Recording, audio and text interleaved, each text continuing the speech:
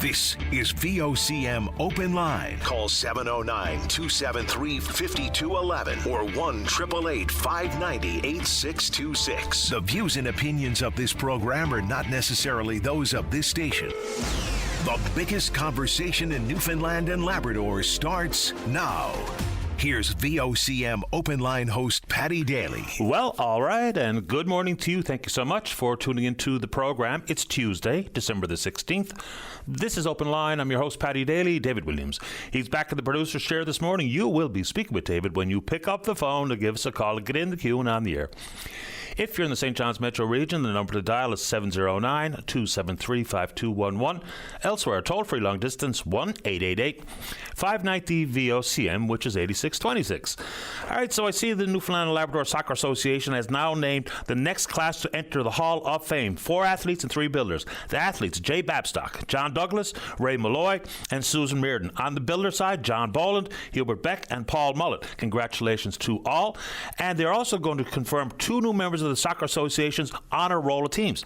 Of course, Holy Cross Neutral Holdings Jubilee Trophy and Holy Cross Kirby Group Challenge Cup. Of course, both gold medal performances in the National Soccer Championships held here in St. John's in the fall. All right, and I see Softball Canada bidding farewell to Sean Cleary after an outstanding career with the national men's team program. So he first joined the men's team in 2013, competed in 6 consecutive WBSC Men's Softball World Cups, bronze in 17 and 19, silver 22, gold in 15. He won a bronze medal at the 2025 World Games, bronze medals at the Pan American Championships, gold medal at the 2015 Pan American Games. And I think it's safe to say that Sean Cleary was one of, if not the very best softball pitcher in the world. Amazing stuff. Congratulations to Sean. Okay, spoke to this story yesterday. Going to do it again today, as I'm apt to do. But this one's a big deal. And this is about Dr. Neil Patterson out on the West Coast. So if you heard the show yesterday, you know the basics of it. So he was incentivized to come to the province, fell in love with rural Newfoundland and Labrador, signed a 2-year salary contract to work with a family care clinic in Stephenville. So the incentives could be as much as $200,000. But the problem for Dr. Patterson, and apparently others as well, is he has not been paid his incentives as per the contractual arrangement between the doctor and Newfoundland and Labrador Health Services, consequently the provincial government. So they go on to say that, or Dr. Patterson says, even though he was advised by NL Health Services not to speak to the media, he said enough is enough. He said, or the government says, he's not classified as a full-time physician with the family care team because of his time in the emergency room and hospital. Okay, the distinct problem there is that he was asked to cover some shifts at the hospital and the emergency room. So he didn't just willy-nilly, do things to fly in the face of his contract. And now, consequently, he's saying if he doesn't get paid, he's going to leave. He's going to fulfill his contract, but if he's not paid and not made whole, he's going to leave. This is a huge problem. It goes on to say that he's not even sure who to talk to about this issue. So hopefully the government has heard this story and is now going to act on it, because we all know the quest to recruit and retain doctors has proven very problematic. And if we further our problems with not living up to our contracts, then come on. So somebody's heard this story at NL Health Services or the Department of Health Community Services or the Premier himself. And if what we hear from the President of the Newfoundland Labrador Medical Association, Cynthia Slade, saying Dr. Patterson is not alone. So that's a level of respect that is not going to keep doctors in this particular province. And or what happens if doctors elsewhere in the country or wherever hear these kinds of stories, they've read the contract offers, the incentives to work in a family care team in some rural part of the province, and say, wait now, they're not even paying the incentive out for trying to split a hair about he's not practicing full-time in the family care team or the family care clinic. Yeah, because he was asked to cover other shifts, and he did, pumping in about 80 hours a week. So please, someone at NL Services, send me an email and say this has been rectified. We've been in contact with Dr. Patterson. We're in the midst of making sure the incentives, as agreed upon, are paid. So that one's enough to drive you. All right, and I must put this one back on the front burner, and of course this will be a concern to absolutely everybody. It's the forecasted price of food according to Canada's Food Price Report. In years past, the work done by the researchers that's compiled and produced inside the Canada Food Price Report has been pretty accurate. So they're talking about, yet again, another pending increase in the price of foods between 4 and 6%. Then you look at beef in particular, and I suppose you can put chicken in here as well, maybe as much as 7% increase. The question that's being posed to me oftentimes is, what's anybody doing about it? That's an excellent question. So there's other work that's been done, whether it be by the Competition Bureau or others, about some of the potential solutions. Not an absolute fix-all in one fell swoop, but there are suggestions out there about how we can cure some of these problems. So whether it be inside a competition, and then they talk about the dwindling cattle sizes here in the country. There's a lot of input cost conversation that probably leads to some of that. Then it's the big corporations getting into the mega farm business versus what used to be the family-owned and operated farm, which is virtually a thing of the past. So there are things I think that can be done. People continue to tell me that it's the carbon industrial price that leads to all of these spikes. All the information I can find that you can try or attempt to verify says that might be responsible for maybe 1%. So that, even if 1%, is certainly better to see a 7% increase would be more of a relief at 6%, but that's not the be-all and end-all. So governments do have some levers they can pull here. But when people send me the email saying, why aren't we hearing from politicians on the governing side? It's easy to hear from opposition politicians to latch onto this, and they should. Their role as the opposition is important. So they are speaking to it. Haven't heard a whole lot about governing parties, about what they think they might be able to do in their own province and or on the federal front. But there it is, back out there on behalf of the listeners. All right, let's keep going. So, about a year ago, we were told that after years of quiet negotiations with the province of Quebec and Hydro-Quebec, we had landed on an upper churchill memorandum of understanding. We've been talking about it a lot, as we should. So, when the Liberals signed this, it's amazing to look back and think what could have been done differently to put us in a different place regarding the path to eventual definitive agreements. The LeBlanc inquiry was clear. This needed some level of independent review, and the chosen path by the then Liberal government was the appointment of a three-person, what they called an independent panel, and it got derailed pretty quickly when Michael Wilson resigned from it. Premier Wakeham, as part of the campaign, because the Liberals were kind of running on the MOU, and Premier Wakeham was running in opposition to it insofar as the creation of another level of independent review. It went from a global corporation at 60 days to now a politically appointed three-person panel with 4.5 months. So let's dig into it a little bit. So the members of the committee, of course, it's an important component of it, and it's hard to question any of their background. Chris Huskelson, people in this province will be familiar with him in his 14-year tenure at Emera as part of the Maritime Link. That company grew exponentially under Huskelson, so we know about him. Then Guy Holborn, who's a professor of business economics at the Ivey School of Business at the University of Western Ontario. He was already on the panel. And then Michael Wilson, who left the panel. Eventually, Premier Wakeham publicly disclosed his resignation letter. Okay. So, Mr. Wilson, I don't want to put words in anybody's mouth, but Mr. Wilson had plenty of concerns about the actual independence or the Liberal meddling in the panel's work, the narrow scope, and the mandate that he didn't think was satisfactory, so he left the panel.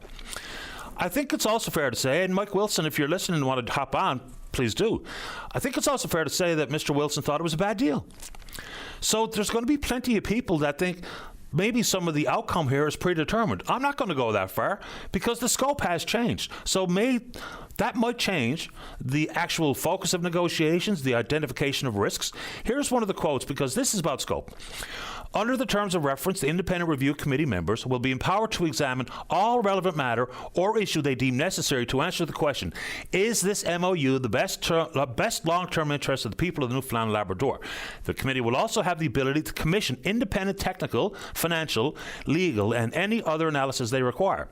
And there is a terms of reference. If you go to the government's webpage, hit news releases, you'll get this one, and the term of reference, which was published in the Gazette, can also be found. It's only 9 pages long. It's not too much to dig into. Also going to be able to conduct this review under Part 2 of the Public Inquiries Act of 2006. All right, so that certainly does broaden the scope and the ability for them to get more information that they deem necessary. That said, there will be no public hearings. So that's sort of strange. Not a whole lot has changed here, other than the expanded scope. Obviously, Mr. Wilson thinks it's worth his time. And he's got a pretty impressive CV himself. So I guess because of the approach taken in this, what Premier Wakem calls a truly independent review, then this will change things. All right. So they forecast this to cost maybe about $1 million. I don't think too many people will be too concerned with that. Maybe there's going to be a lot of people not too concerned with the timeline either. But as much as there's a baked-in distrust of the province of Quebec and Hydro-Quebec, that people's sentiment on this, in large part, may be based on that. And maybe that alone. So after the report is brought back by April 30th to be debated in the House of Assembly, then it's going to take some time after that for the eventual referendum that apparently we're still going to have. So then the sentiment is, who cares about Quebec and their timeline? Okay, I get where that comes from. But you also have to consider, whether or not you want to hear this, is that they're the other side of the negotiating table. So you might want what's absolutely the very best for us, because I want that too. Why wouldn't I? I live here. So, yes, there's a difference in the message, though. Make sure we're getting the best deal possible versus who cares about what Quebec thinks. Unfortunate reality is that's part of the conversation. And, you know, I don't think anybody in this province should feel like we rush into a deal for the sake of, based on political timelines, but this is a commercial arrangement. It's impossible at this point to back the politics out of it. But the whole who cares what Quebec thinks, to me, just feels a bit wrong-headed. Because eventually, they're either going to sign on to what might be a renegotiated deal where we might see additional upside for this province. I don't know. I don't think anybody knows. But no matter what, if it doesn't happen before the Parti Québécois take over, there won't be a deal. And you might think that's fine. And you might think that's okay. And a lot of people just want this deal to go by the wayside anyway. And it's starting to feel more and more like that might be the outcome here. And I still think there's reasonable questions to be asked about the veracity of a binding public referendum. So if you want to take it on, we can do it. But an interesting change in tune. What was once 60 days is now 4.5 months. And it's not going to be some big global organization. And I'm not criticizing the background of Holborn or Wilson or Mr. Huskelson, because they've got extremely impressive backgrounds, professionally speaking, and a diverse set of backgrounds as well. So you want to talk about it? I think we should. Okay, let's keep going. All right, that one's going to take some while to wrap my mind around. So tomorrow afternoon in court, we're going to find out about the psychiatric assessment of Mitchell Rose, 32-year-old man who has been charged with a variety of crimes, including 2 counts of attempted murder. Right off the bat, like most everybody, feel absolutely terrible for the victims of these crimes. Horrific stuff, no doubt about it. There's a lot to this. So we'll go back to the systemic failure here. He was once on a community involuntary mental health order, as a designation brought forward by a psychiatrist, which has to be renewed every 6 months.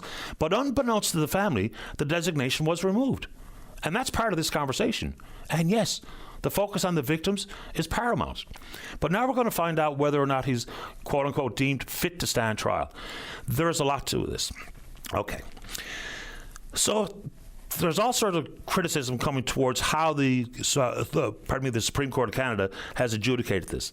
The Supreme Court of Canada clarified that the test in question, a decision earlier this year, stressing the importance of the accused person's autonomy and dignity in the legal process, even if they're hurting their own defense. Quote, the accused is not required to make decisions in their best interest, but cannot be overwhelmed by delusions, hallucinations, or other symptoms of their mental disorder when making and communicating these decisions. All right. So we've had some cases in this province where people have been deemed fit to stand trial, but eventually, after the legal proceedings were concluded, they were found not criminally responsible. And there's a couple of noteworthy ones. Ann Norris, of course, found not criminally responsible for killing Marcel Reardon. Graham Vitch is another one. It doesn't mean they're off the hook and they walk away scot-free. That's not what found not criminally responsible means.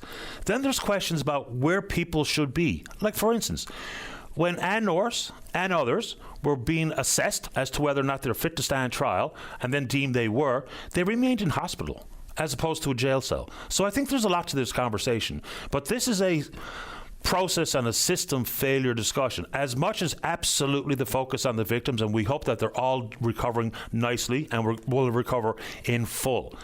But this is a very tricky case and a very sad story from a variety of angles. You can call me bleeding heart all you want, but process and the system is not really a bleeding heart conversation. The process and the system have consequences, and this is one.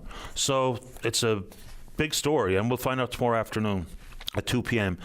whether or not Mr. Rose is going to stand trial. And by the sounds of it and the rulings and some examples of the past, it looks very much like he will be. Sticking with the courts, and this one, boy, oh boy.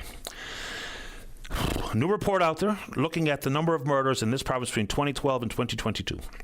53 homicides in total. It found that 23 of those killings were related to violence at home. 14 of those victims were killed by a current or former partner. We talk about the prevalence of domestic violence, interpersonal and partner violence, but where do we go from here? To know that out of 53 homicides, 23 of those killings were related to violence at the home. 14 victims killed by their current or former partner. Some pragmatic steps have been taken. You know, Clare's Law, special courts for domestic violence cases. There has been an expansion of safe housing for victims. I think that number is $17 million.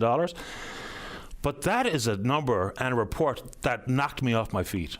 I don't think I'm shocked or surprised, but those numbers are a real wake-up call for how the conversation proceeds in the community and certainly at the government level. Anyway, been going a long while here. A couple of very quick ones before we get to you. All right. Let's talk a little trade. Gets a bit boring for some, but hey, it's part of the Canadian economy. So this lady, Kristen Hillman, who's Canada's ambassador to the United States, she's going to step down at the year end. She's also been the lead negotiator in trade talks with the Americans. All right. So she's saying there's no real reason to think that Trump is going to tear up CUSMA, the trilateral free trade deal between Canada, the United States, and Mexico. She goes on to say, there is an enormous foundation that this is trilateral, and I haven't heard any indication from the U.S. side they want to change that foundation. What? The day prior, U.S. Trade Representative Jameson Greer said they had floated the potential for two separate trade deals with Canada and Mexico to replace CUSMA as early as next year. Our economic relationship with Canada is very, very different than our economic relationship with Mexico, whether it be with the goods that are traveling over the border and or labor standards and labor situations. So which one is it? The Americans say they're willing to walk away from a trilateral deal, and now our ambassador to the States, our lead negotiator, saying there's no reason to think that that's the case. Well, they're kind of saying it out loud that it is absolutely a possibility as early in 2026. Okay. I suppose I want to talk about St. John City budgets. We'll do that, but very quickly. So yesterday, I had seen the news as much as you had about the murder of Rob Reiner and his wife. So I didn't bring it up yesterday, and fair enough. Mr. Reiner, of course, was a cinematic legend, and condolences to his family. The allegations are that they were murdered in their own home, had their throats slashed by their own son, who has a history of mental illness and drug addiction. So it's all horrible. It's all so horrifically sad. So that happened. And the young man has been booked for murder. And we're waiting to see if he's going to be formally charged.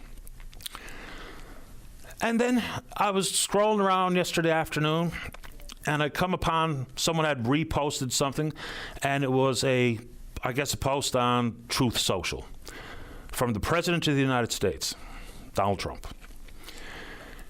And it was, for starters, when I first saw it, I thought, that can't be real. Because I've kind of convinced myself not to fall for everything you see, because there's a lot of bogus information out there and things that are simply made up. And I thought, well, that can't be real. And then later on, shortly after, verified to be real.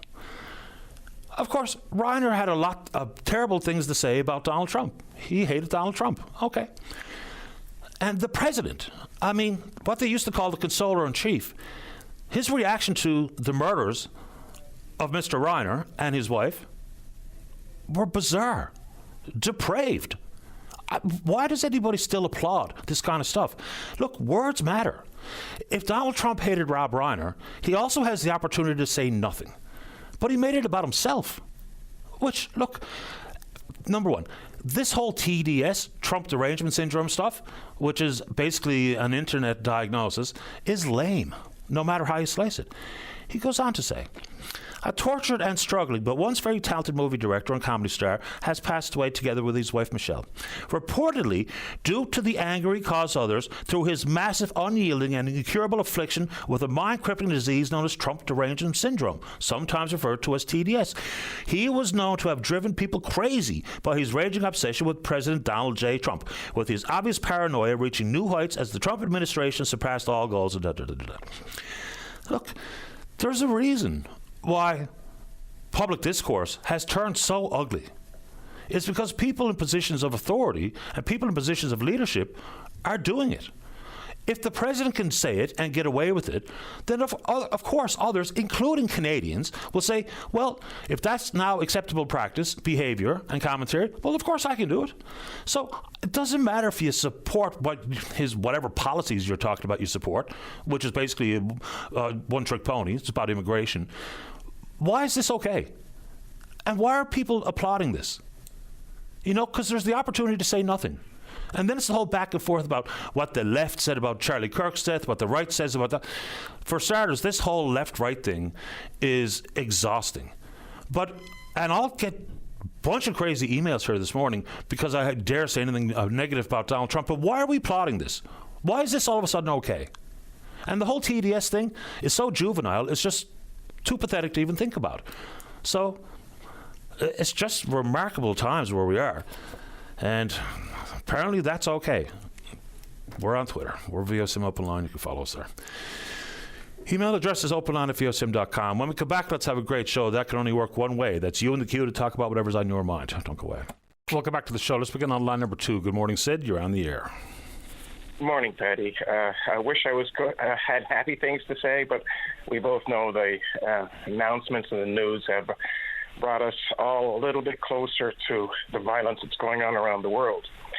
I could speak volumes on it and about who did what and where, but right now I'm just trying to put out violence is not the answer. You know, retaliations happen and people get upset and one person hits another person and back and forth, and it never ends. So in my own way, I have a little thing that I'm doing and some other people are going to start doing, and that is I'm putting a blue light in my window to represent I'm not for violence. You know, violence is not the answer.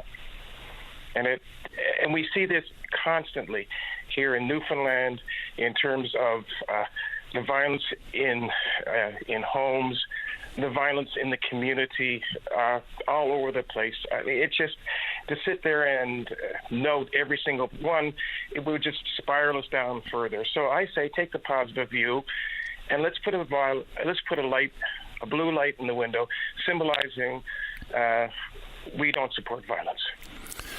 Well, as I say, you know, an eye for an eye, but if that's going to be the guiding principle, then the whole world goes blind.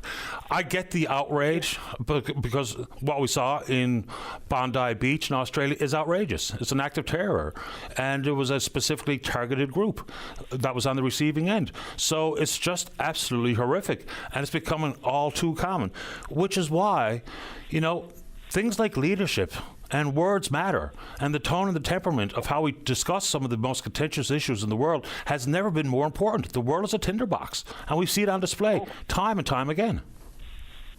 Oh, absolutely. I mean, the news brings it into our homes every single day, and we hear about places all around the world. I mean, I wish I could say that, yeah, this is a single incident that is localized, or, you know, this is a one-off, but it's not.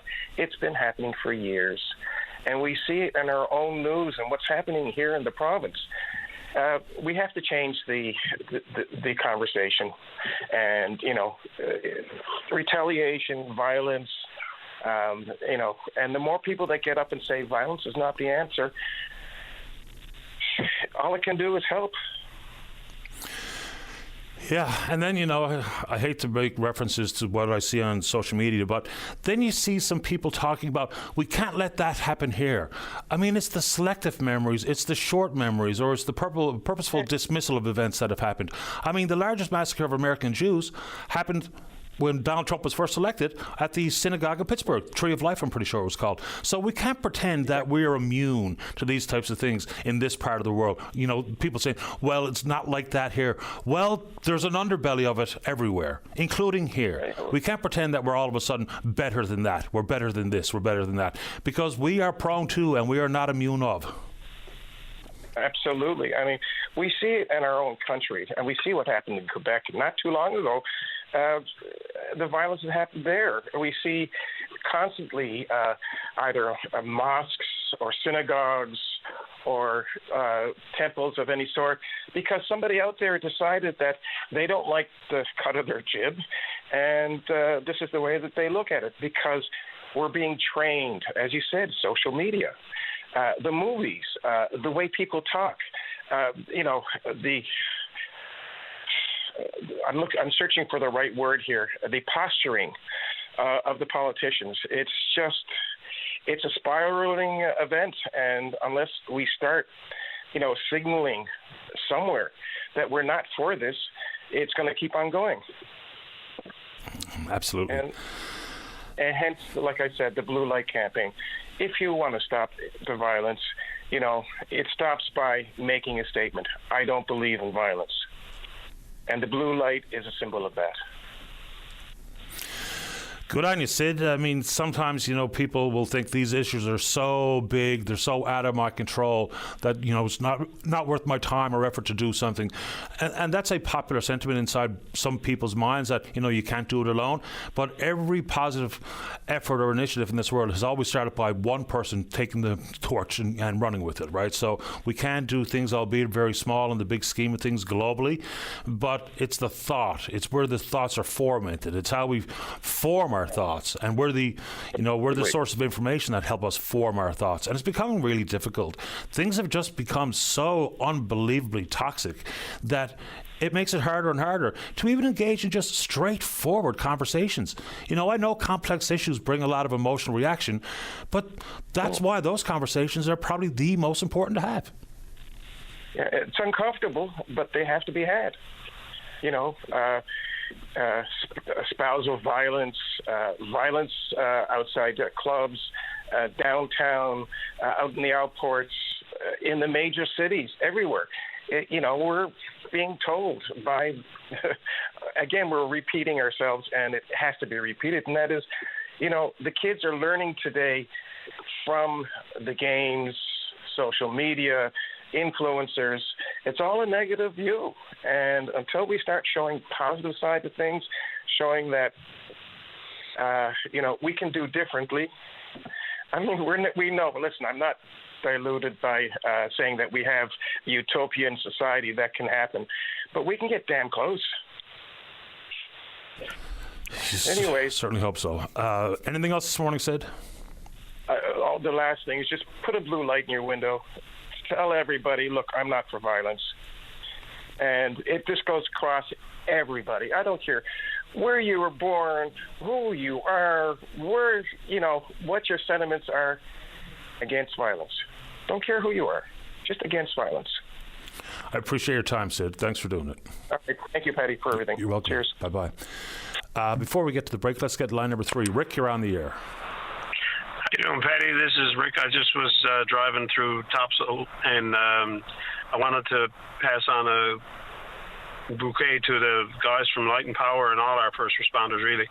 But there's a telephone pole down there, and they got all the right gear, and they're out there in freezing cold, and they got that repair underway, and the power's not shut off here. That's the ultimate and dangerous work. They're flinging high voltages around and everything like that. It's just so impressive, and I just wanted to pass a thank you on to Light and Power and all our guys. Hear, hear. I'm with you 100%, and I'm sure they appreciate it, Rick. Yeah. So anyway, watch out for them when you're driving down the road and you see those guys on the side of the road. Slow down. Please do. Thanks for doing this, Rick. Appreciate it. Talk to you soon. You too. Bye-bye. Bye. All right. Let's get a break in. When we come back to the topic, well, that's up to you. Don't go away. Welcome back to the program. Let's go to line number 1. Good morning, Sheena. You're on the air. Hi, good morning, Patty. I just wanted to pick up a bit on the conversation you were having before the break. I'm going to tell you this is a very personal conversation we're going to have this morning, one that is quite painful for me, because as a Canadian Jew or Jewish Canadian, whatever you want to say, it is really overwhelming to keep having to go through, even at this great distance from Australia, the idea that Jews around the world are targets. And I certainly feel safe here. I'm invisible. But it brings up so much about what the hatred that we experience online, in print media, all just people have to stop accepting when they hear ugly, racist, homophobic, anti-Semitic, anti-Islam, all these kind of things have to stop the conversation and stand up and say enough. And for me, I was born in the early 1950s, so I grew up at a time right after the Holocaust. I grew up with my parents whispering about more, and they never told me what it was about, really, but I came to understand it was about helping refugees, Holocaust survivors settle into a new life after the war, meeting people that had the tattoos on their arms. This is all incredibly personal. I never imagined that we would ever see what we're seeing again. And I understand completely that part of the wave of anti-Semitism that we're seeing around the world has a lot to do with international politics, particularly concerning the State of Israel and Palestinian people. My response is, as a Jew, not an Israeli citizen, I don't have the right to vote in Israel. I have my own grievances with the current government of Israel, in the same way that as Canadians, we did not have the right to vote in the American election that elected Donald Trump and his cohort. We have to live with the repercussions of the decisions that the American people made. And so I just ask that people really think about what it feels like, that just because you are a certain race, any particular group that's marginalized, what that's like, and please stand up, say no, enough. It is overwhelming. My parents, again, growing up at the time I did, my parents told me, oh no, after the Holocaust, that had to be the end. Surely to God, people would have realized what this can all lead to, because, it was mechanized factory death. But apparently we have learned nothing, and it's not just for Jews. It's, again, for people around the world who are minority populations. Yeah, I cannot speak with any authority about this topic, but I can read and see what's happening in some of the commentary in the rest of the world. Like, for instance, I'm sure things are ramping up on the anti-Semitic front about what people see in Gaza, in the West Bank. I know that's part of the conversation, but to your point, there are Jewish people living in Israel who are not on side with what they see the IDF doing. So if that's the case, then maybe, just maybe, we can try to separate out what is military action from the Jewish faith. Even some of the biggest Jewish communities in the United States, notably in New York City, they are saying the same thing you are. So we've got this way of connecting the Jewish faith with the state of Israel and their military, when That is not what the Jewish faith is. That's a country and a military. And so if people are having their thoughts about Jewish people ramped up and the hate being intensified because of what they see in Gaza, there's got to be a way to pragmatically separate the two. That is not the Jewish faith that they're seeing. That's a military action. That's an action put forward by the state of Israel, which is not the Jewish faith. But we can't seem to make those separations in our mind. It might feel like a nuance, but they are distinct separations. Well, Patty, I do have one response to that, which has to do with to unravel the tangled knot of the history of how we got where we are, from before World War II to where we are now. And again, the history is very fraught with so many different strands of misdeeds, and that all I can say is, when you look at what happened in Sydney, the attack in Sydney, and you see the video of the shooters on that bridge, it looked like, that old saying about it's like shooting fish in a barrel.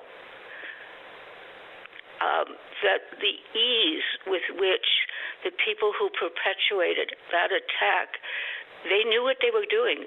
It was so obvious, and I just think it's the other thing again about the Gaza war was, we can't forget that, again, how quickly historic revisionism sets in, because regardless of Israel's response, there wouldn't have been a war in Gaza that started in October 2023 had there not been an attack in Israel.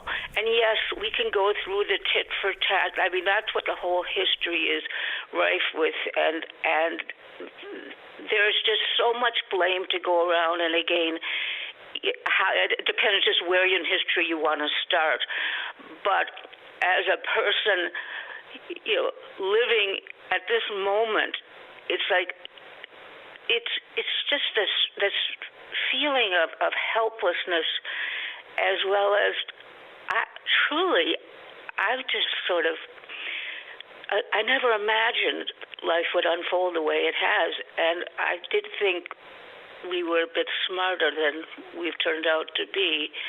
And I guess I'm just asking that each individual, what the fellow was saying about the blue light in the window, and that's fine, but I do want to take it one step further, in our conversations with people, as we walk around and just live our lives, when we see something that we know is wrong in terms of, being in a public place and seeing one person push another on the street, right?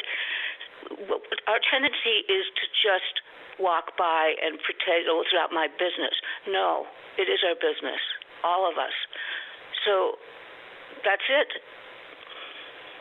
Shane, I appreciate you making time for the show. Thank you. Bye. Bye-bye. Yeah, okay, let's get a break in. When we come back, the gentleman who was a long-time executive director at the Autism Society, Paul Walsh, retiring in about a week. We'll have a chat with Paul right after this. Don't go away. Welcome back to the show. Let's go to line number 4. Say good morning to whether it be the current or soon to retire executive director at the Autism Society. This is Paul Walsh. Good morning, Paul. You're on the air. Good morning, Patty. It's still current. I'm in my last few days, but I wanted to give you a call. But if I may, before we start that, I just wanted to speak in support of my good friend Sid Wolansky, who called into you earlier today. I actually called Sid this morning. I would call him normally at this time of year to wish him a happy Hanukkah, but we just had a chat about everything going on. And his eloquence and his understanding that violence solves nothing for anyone is just so amazing, given what he himself has been through in his life and what members of his family and friends have been through, and I can offer nothing but support. And then as I said to Sid, if you ever need anyone to speak with, I'm always here. And I would encourage anyone who knows of someone who is in an equity-deserving group that's facing this kind of hatred to reach out to them and to offer your ear and support, because it matters. So I just wanted to say that before we begin. Yeah, and I suppose I absolutely should have wished both he and Sheena a happy Hanukkah, and it just completely slipped my mind with the intensity of the topics. But anyway, that's my problem. That's my fault. Yeah, no, understandable for sure. But yeah, no, I do retire at the end of the year after 5 years as CEO of the Autism Society, and I wanted to call in this morning to thank you and VOCM for all the support that you've offered. You've always been there when there have been important issues to talk about. Your listeners have always been attuned to what we're doing in the community and have provided great feedback, as we are an organization driven by autistic voices, and we're here to elevate autistic voices. And I just wanted to offer my thanks for always being there and always willing to engage with us and to listen. Well, happy to do it, and it's a complex issue. And one of the phrases that someone used one time that has always stuck with me is, if you've met one person with autism, you've met exactly one person with autism, because the spectrum is so broad that it manifests itself so differently for so many different individuals. So that's always stuck with me. Now, it felt like we were getting somewhere with the understanding of autism right across the spectrum through, public discussions and understanding. I almost said empathy, but that's not the right word, because you don't have to empathize with someone with autism. No. They're an individual living with autism. So now the conversation has changed. Again, a lot of the forward strides seem to have been derailed somewhat with some of the way autism is being discussed at the political level lately. Paul, your thoughts? Well, I think what we're hearing is more coming out of down south than it is anywhere else. And, we've had to unfortunately speak about things that aren't factual, like Tylenol and all that kind of stuff recently. But I know here in Newfoundland and Labrador, our autism awareness and understanding presentations are being more broadly received in the education system, in offices, by different groups. And people are really finding the program was designed by autistics, and really finding the information to be really useful. We recently put first responder kits for in the all of the search and rescue organizations across the province, and they've been through that training. And those amazing volunteers are often the first point of encounter with someone who's autistic. But to your point about if you've met one person, I think that goes for everything in life. Everyone is an individual, and everyone has to be looked at as a portrait of themselves. And it's really important that we look at the individual and not try to create holistic solutions for things that are just one size fits all, but also not be always make sure that the solutions are informed by those, in this case with autism, under the principle of nothing about us without us. And to that phrase, everything is about us because it's about society. So it's important that solutions be driven by the people and not somebody sitting there saying, well, I'll tell you what's good for you. I can tell you as a disabled man myself, I'm sick of able-bodied people telling me what's good for me. So I think it's really important. And I do believe in Newfoundland and Labrador, and we do have great partnerships with the provincial government, and we've had some recent meetings with the new government. They're really optimistic about where things are going, that the attitudes that you're seeing elsewhere aren't as pungent as they are elsewhere.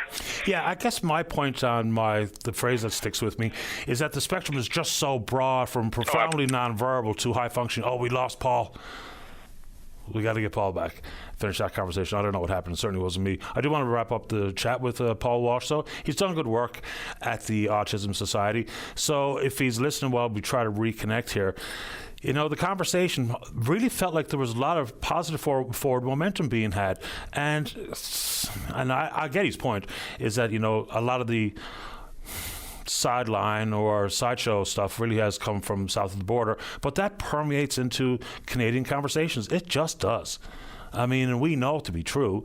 It's really unfortunate in many circumstances, but it is part of it. Okay, so we got Paul back on line number 4. Paul, you're back on the air. Yeah, sorry about that, buddy. I don't know what happened. Me neither, but welcome back to the show. So there's still some things that, ongoing improvements still required, whether it be access to health care, whether it be access to employment.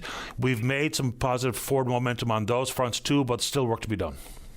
Absolutely, and one of the things that gives me great comfort moving into my retirement is who's coming behind me, and my long-term colleague, Leah Farrell, is going to become the new CEO, or has been appointed the new CEO of the Autism Society, and she's been at the forefront as Director of Advocacy about key issues around education, about respite care, about diagnostic wait times, which are still way too long in the St. John's area.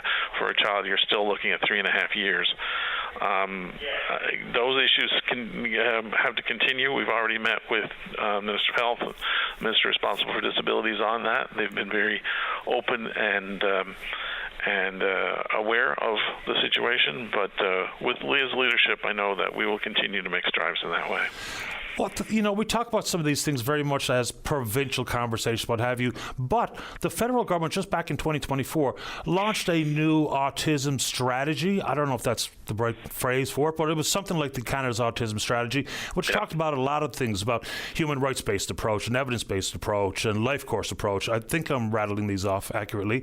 So how helpful has that strategy on the national front been to public conversations, if at all? I think it's helpful for public conversations, and out of the National Autism Strategy has come something called the National Autism Network.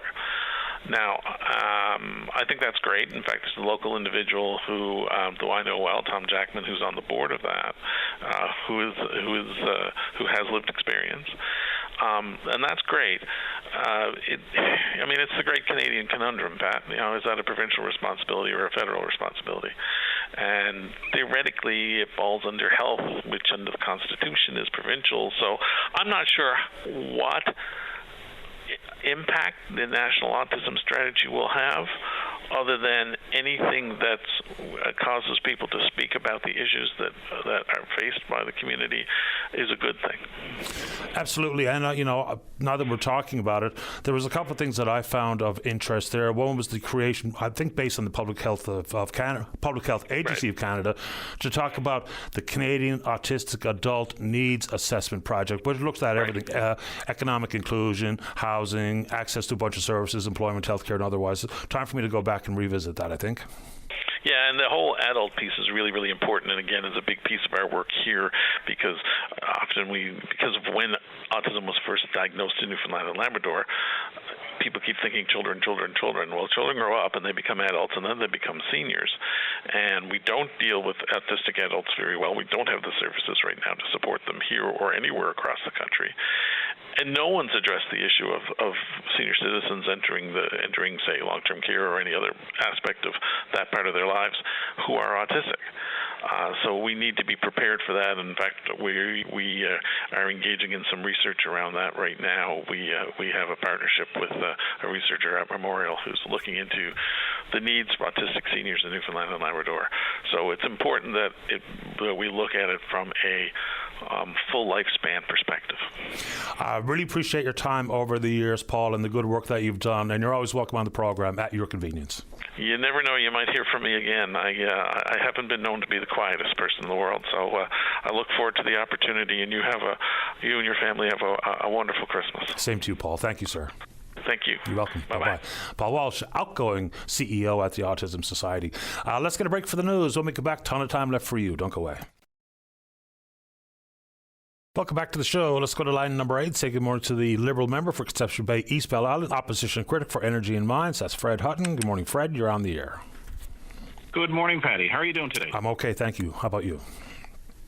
Not too bad. Trying to get into the Christmas mode here now, but we've still got a little bit of work left to do before we can put our pencils down for a little while, I guess.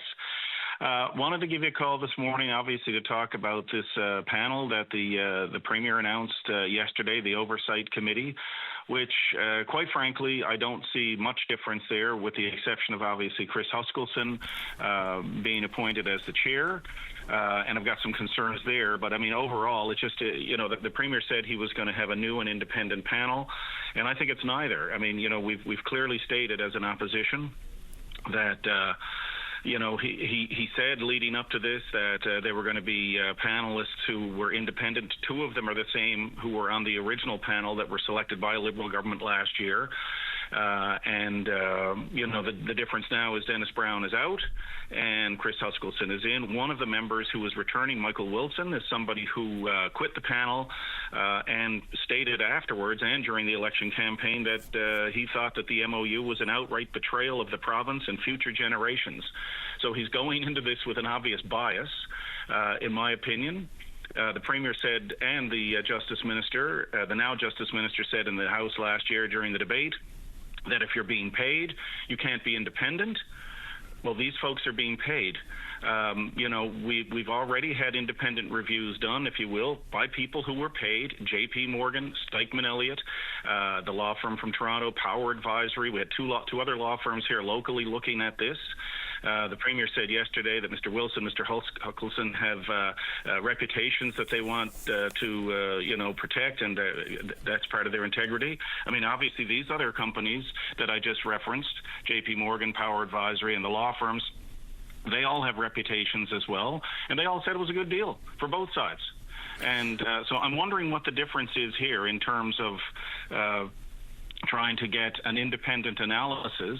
It doesn't seem any different than what was already done. What it seems like to me is that they're kicking this can down the road. We know that there is this election coming in Quebec in October, and the government simply don't want to do a deal with Quebec, and they're going to push it so far that Quebec will either walk away or that there just won't be enough time to do it, and they just don't want to do a deal with Quebec. I don't know. But what's your issue with Chris Huskelson? I always struggle with his name, Huskelson. Yeah, so I mean, he does have the connection to Emera, obviously, and the Muskrat Falls deal. We know what situation that got our province into. They got a pretty good deal out of it. I have no personal issue with Mr. Huskelson. He's obviously been very successful, but like his reputation, his independence is no different than the independence and reputations of the other people who've already been doing this. And the fear here again is that the clock is ticking. And Premier Wakeham has said he doesn't want to be bound by any, arbitrary timelines. Well, he's ignoring the reality of the situation. And I heard your preamble. At the end of the day, there is going to be an election. And if the Parti Québécois get in and they've called this deal humiliating, do you think that they're going to negotiate with us, with Hydro, and with Newfoundland and Labrador? Very doubtful, if at all. Well, they may. So we'll lose that. We'll lose that window. The door is closing here, and we're running out of time. We're going to started out as a 60-day review, then it was a 90-day review, then now it's 136 days. That gets us to the end of April. They're going to need a couple of weeks to review it internally.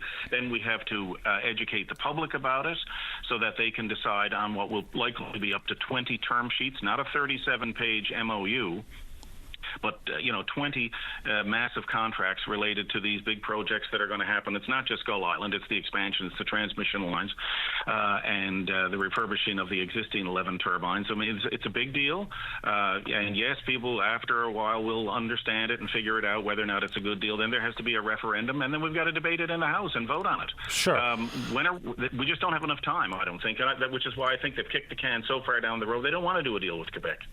But lumping Chris Huskelson in with the Muskrat Falls conversation, I'm not so sure where you're going with that, because for my money, the lone bright spot in the execution of Muskrat Falls was the Maritime Link, built on time, on budget. So his responsibility insofar as Muskrat goes. Now, I know there's some equity pieces that are, right, not really fully understood publicly, but, when it came to Emera's role with the Maritime Link, they executed perfectly.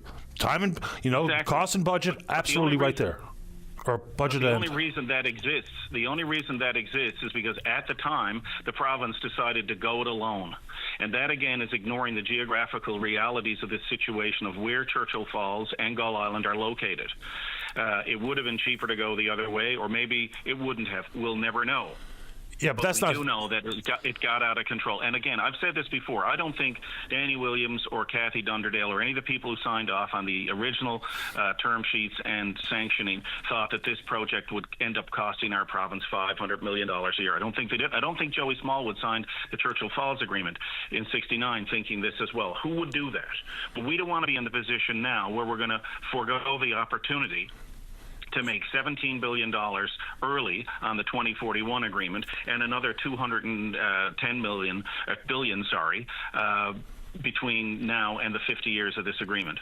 Yeah, the current MOU. But of course, the mayor had nothing to do with the provincial decision made about going alone. We needed a partner on the other side. There was only one game in town, Nova Scotia Power, Emera. They did benefit from it. Oh, sure. But that's our doing. That wasn't their doing. We brought in a partner because out of necessity. But there are some changes here, as I mentioned off the top, is, when Mr. Wilson said he was resigning, he talked about the interference from the government and the narrow scope, narrow mandate, which has changed, practically speaking, because even if you use the Part 2 of the Public Inquiries Act, even though there's no public hearings, what they're now able to do is to look outside the MOU, and some of the quotes offered here. So under the terms of reference, this new committee empowered to examine any relevant matter or issue they deem necessary to answer the question. Now they go on with the broad stroke question of, is it in the best long-term interest of the people of the province? But they're going to be able to identify things that the MOU and the last structure did not allow. Like, I assume that relatively vague reference looks at things like, what happens if there's an east-west energy corridor? What happens if there's a different access to markets outside of just Quebec itself? What happens if the federal government gets involved with fast-tracking transmission projects and maybe even financial support for things like that, which was not available to the, I'll call it, the old independent review panel. So that does change the way that they can proceed here, right? Yep, and it changes the timeline on it too. And I mean, we've had reviews done by, as I mentioned, J.P. Morgan, Power Advisory. These are folks who, J.P. Morgan is a huge international global company that deals in trillions of dollars. Power Advisory, that's all they've done for the last 25 or 30 years, is do these brokerages for hydroelectric power deals. That's what they do. They've staked their name and reputation on those. We had a separate law firm from Ontario check the homework of the two law firms down here that were working on behalf of the government of Newfoundland and Labrador. I just think that, the time frame on this is what is going to cost us the deal. By the time we get to the end of April, we're into the beginning of May then. Before, the first or second week of May, once the government gets it, they'll want to review whatever recommendations come from this independent panel, so-called independent panel, I will say, because according to what Tony Wakeham and his team had said leading up to this does not meet the criteria of what they said. So they're not living up to what they said they were going to do. But who would do this for free? Do you think J.P. Morgan is going to come to Newfoundland, Labrador, spend months and months reviewing something? But they stake their reputation on it, as would Power Advisory or Stikeman Elliott or McInnes Cooper or Sterling Cooper. This is what they do. They get paid for their work, for their knowledge, for their expertise. And we're doing this again with two of the three same members from the panel. One who has already said that he thinks again that this is an outright betrayal of the province and future generations. So what's going to change between now and the end of April? Besides, we're going to lose 4.5 months. And then once this is all done, there's no negotiations going on. Then they've got to go and start the negotiations again with Quebec. The 37-page MOU is one thing, but between 12 and 20 actual definitive agreements, the term contract, the term sheets, that's what's going to take the time. And the Premier has said he may want to do some changes to it. And as Ms. Frechette said when she was here a couple of weeks ago, the Energy Minister, well, if you're looking for changes, we're looking for changes. We've been at this since December of 2024. When it was first signed at the rooms, we convened the emergency debate for the entire week to bring those specialists in, those experts in, to talk about what they had reviewed. Everybody had a chance to ask them questions. I just think that this is kicking the can further down the road to run out the clock, so that maybe they just don't want to do a deal with Quebec. The Premier has said he'll deal with Quebec or he'll deal with anybody, but we've been at this since 1969. We've been through courts in the Supreme Court, the Superior Court in Quebec, other court challenges, and other attempts to do this by successive premiers who've been in office long enough. Some were out of office when decisions came back on court cases and that they had initiated. It's just, to me, it is going to be a missed opportunity of billions and billions of dollars for Newfoundland and Labrador. And today, Craig Party is going to give a fiscal update. And I'll bet you that in that office over there today, he's wishing that he had $1 billion, as any government in there, no matter what political stripe, would wish that they had to deal with over the next 17 years, $1 billion a year for 17 years. Well, that's not exactly and accurate. the prospect of thousands of jobs. It's on average $1 billion between now and 2041. It starts off far less than $1 billion, but gets over $1 billion by the time you get to 41. But in fairness, referencing the April deadline, is the election is going to be called at the whim of François Legault, not of the Parti Québécois. So if Legault wants this to happen, there is time. They don't have to go to the polls by law until October of next year. So there is some wiggle room between April and October. But the Parti Québécois has been very clear this is not going to proceed if they are successful, and they will be. The polls are crystal clear in Quebec. The coalition d'Avenir and Legault are going to get clobbered, and the Parti Québécois...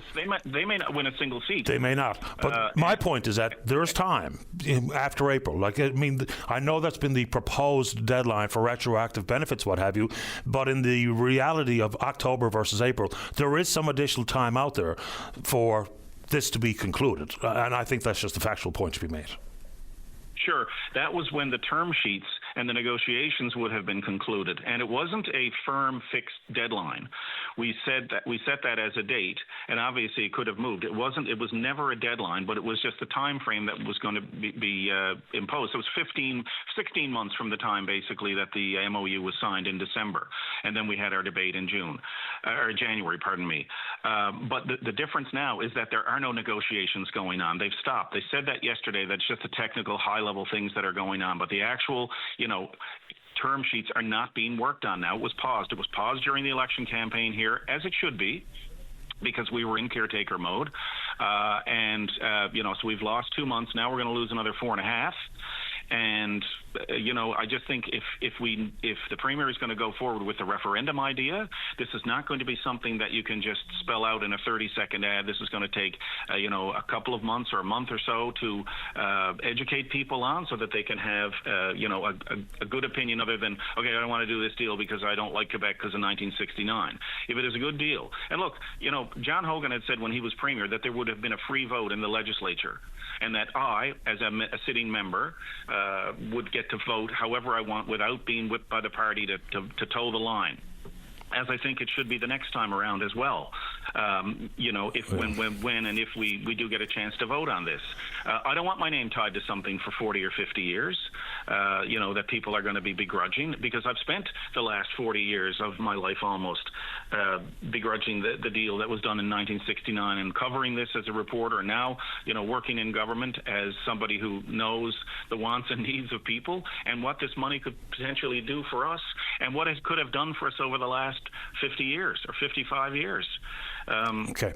I just don't want to see this. And look, it's impossible to remove politics from this, because this never would have gotten to this point without the political will of Quebec and of Newfoundland and Labrador. There was never an ability to reach that. We tried through the courts. It failed. And politically, between Legault and Fury, they reached an agreement, and we tried to move forward with it. Here we are now, and regardless of what the Premier wants to think, there is a deadline. There is a political deadline, and that, as you just stated, Patty, in October, the Parti Québécois will not be interested in doing any kind of a deal for Newfoundland and Labrador. They've said it's humiliating. Sure. Very quickly, I do have to get going, but I appreciate the time this morning. And you mentioned political will. It was part political will. It was also part the need for power, because Quebec has been turning away industrial and commercial opportunities, and that's why there was so-called cap in hand. It wasn't about the spirit of cooperation and collaboration. It was a distinct need that Quebec had on the Churchill River as much as anything else. Absolutely, like any deal you do in life. Yeah, Fred, I appreciate the time. Somebody wants something and somebody is selling something. I do have to get going, but I appreciate the call. And that's the negotiation. Patty, Merry Christmas and Happy New Year to you and your crew who work there with you at VOCM, and to all your listeners. Appreciate your time. Same to you and your family. Okay, take care, sir. You too. Bye-bye. Bye-bye. All right, let's get a break. And there's a quick question. Won't Quebec need power after April? They will. But I just think in the reality of it all, if and when Legault loses, which they will, then the question will be, will they wait till 2041 for any of these further conversations, expansion on the Churchill River? There are other options in the world of power generation. Of course, they favor hydro because they're a hydro company, but you know the deal. Let's get a break and don't go away. Welcome back to the show. Let's go to line number 2. Say good morning to the Deputy Mayor of the City of St. John's and also the Finance Lead. That's Ron Ellsworth. And good morning, Deputy Mayor Ellsworth. You're on the air. Good morning, Patty, and thank you for having me on. Happy to have you on. So this year's budget, over almost $366 million, 4.8% increase from the previous year. And of course, that's being offset by property tax. At the same time, we're kind of being told that we're proud as a council to be able to keep the mill rates stable. But the fact of the matter is my property taxes are still going up. So like other municipalities in the province and in Metro, everybody's holding their line on the mill rate itself. The assessed values and increased growth from assessed values is offsetting any increase in cost. In our case, we're seeing a $10 water tax increase, which goes to fully fund water tax. Compliance letters go from $150 to $200. Some of that funding will go to offset staffing, which will help in our development department. And tipping fees at Robinhood Bay go from $92.50 to $94.50. So the growth in the assessed values for residential is $8.6 million, commercial is $2.9. What I said to anybody I've talked to, including media over the last few weeks, getting to averages and percentages and all that kind of distorts how it affects you, the individual property owner.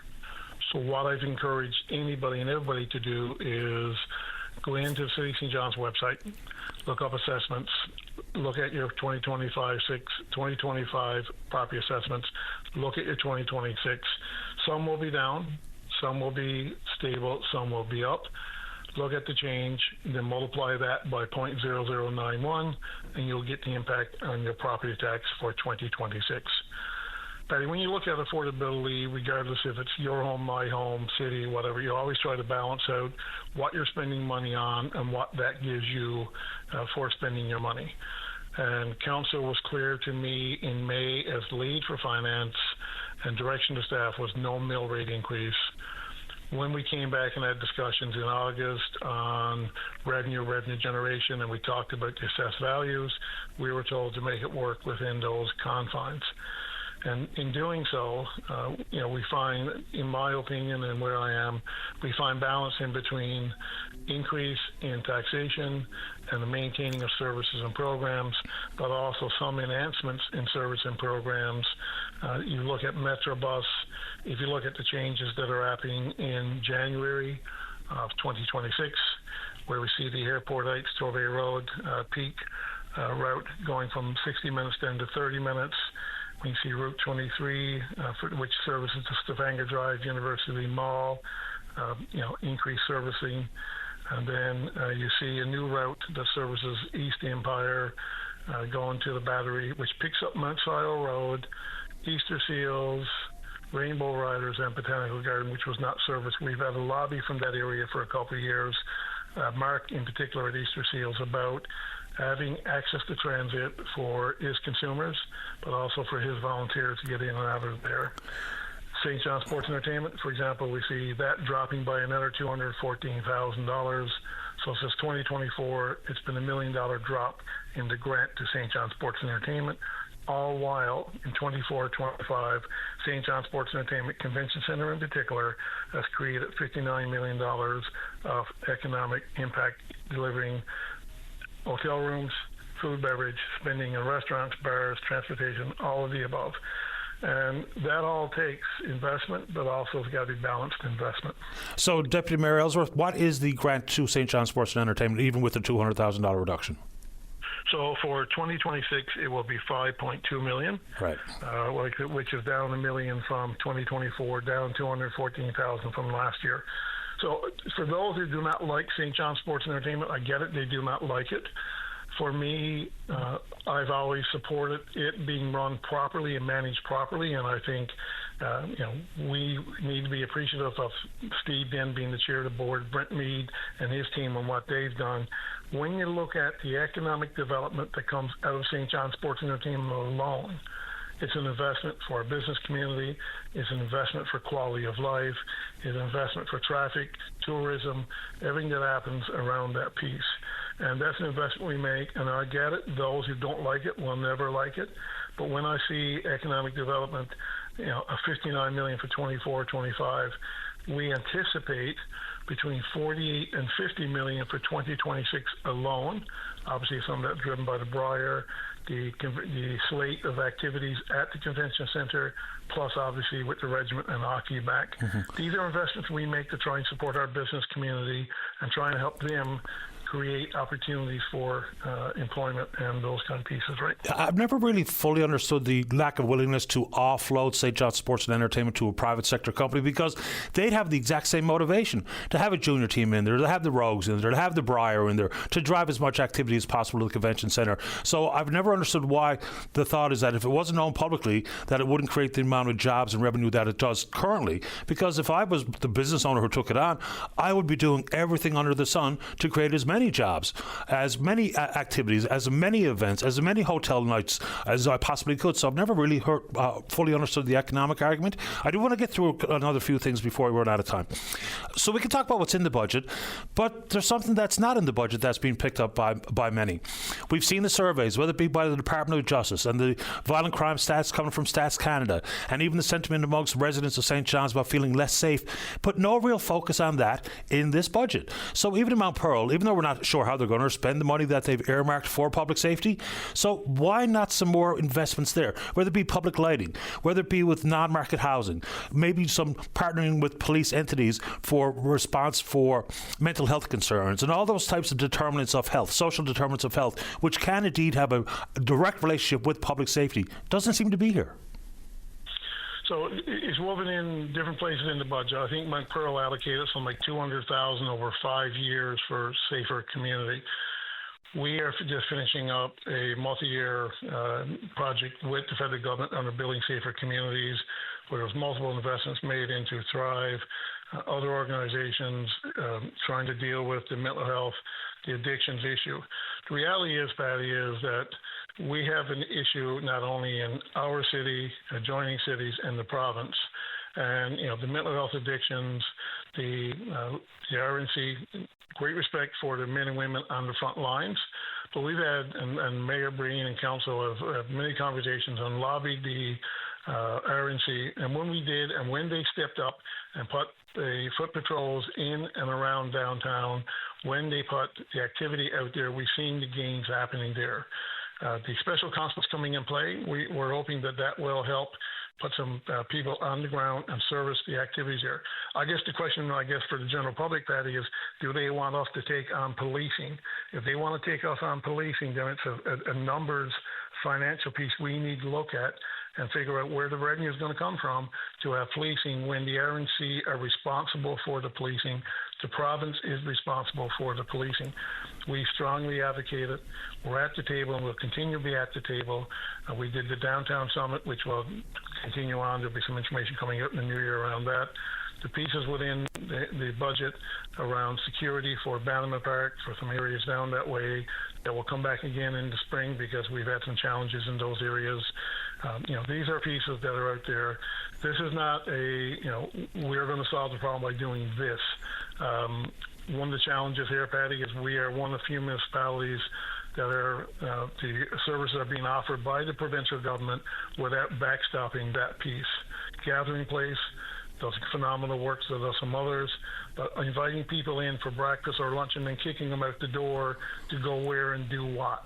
So, there's a failure there in the system where we're disconnecting the needs and services of those that are struggling in our community, and then how that impacts the residents in our community, and how these individuals who are fed and put out the door, where do they go, what do they do?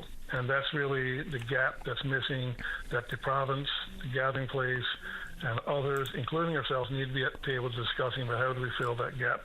Yeah, and that's certainly part of it, but then, very specific municipally driven programs for, say, for instance, at-risk youth, which is something that, we kind of focusing on groups like Choices for Youth to really backstop the bulk of that responsibility. Last one, because I'm running out of time. Where was the shortcoming at St. John's Regional Fire Department that required a $728,000 increase in spending for the fire department? I heard Mayor Breen make some reference to wildfires or what have you. So what specifically is that additional monies for? So back at youth for a second, Patty, because you're raised and I want to speak to it. In Building Safer Communities, there was a grant given to a coalition of community centers working with at-risk youth.